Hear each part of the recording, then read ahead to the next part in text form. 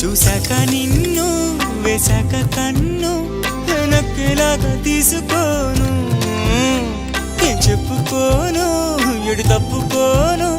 నువ్వద్దన్నా నేనొప్పుకోను నువ్వేసే గవ్వలాటలు మెలేసే గళ్ళబాటలు నీదాకా నన్ను రప్పించింది నువ్వేలేవమ్మా నిజంగా నెగ్గడం అంటే ఇష్టంగా ఓడడం అంతే